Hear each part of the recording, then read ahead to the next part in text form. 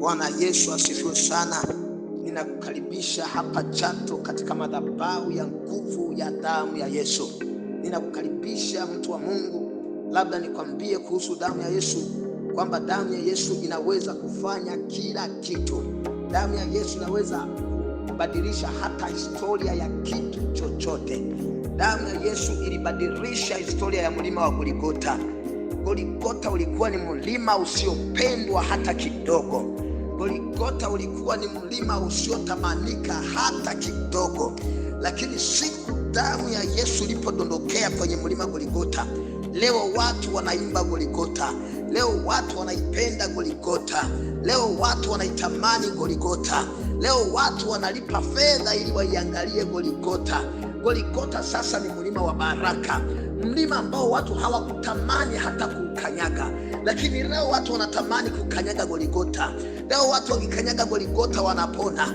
Wenye njaa wakikanyaga Golgotha wanashiba, kwa sababu Golgotha imeguswa na damu ya Yesu, imedondokewa na damu ya Yesu. Golgotha imepona tena, sio mlima wa laana tena, kwa sababu imedondokewa na damu ya Yesu. Natamani hii damu ya Yesu inayoweza kubadilisha historia ya kitu chochote ibadilishe historia yako. Usiwe mtu wa magonjwa tena, usiwe mtu wa kukataliwa tena, usiwe mtu wa laana tena. Historia yako ibadilike tena katika jina la Yesu. Wasiokutamani wakutamani, wasiokupenda wakupende, watu wakusaidie. Walikuwa hawezi kusaidia, lakini kwa damu ya Yesu wakusaidie katika jina la Yesu.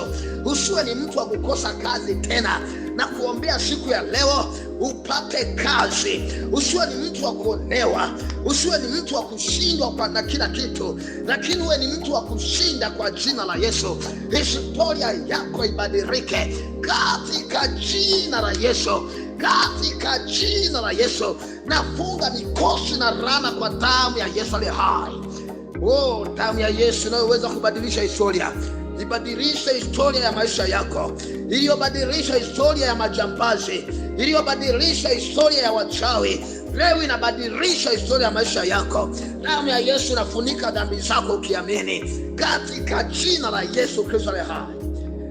Asante Yesu Kristo kwa sababu ya neema yako, kwa sababu ya mchana huu wa leo.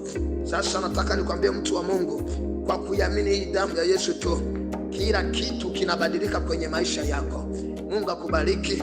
Nikukaribishe sasa kwenye hii madhabahu, lakini Mungu akubariki kwa maombi haya. Maombi haya yakawa msaada kwako, maombi haya yakawa uponyaji kwako. Naitwa mchungaji Rakoze, na kukaribisha sana kwenye madhabahu ya Chato katika jina la Yesu. Amen.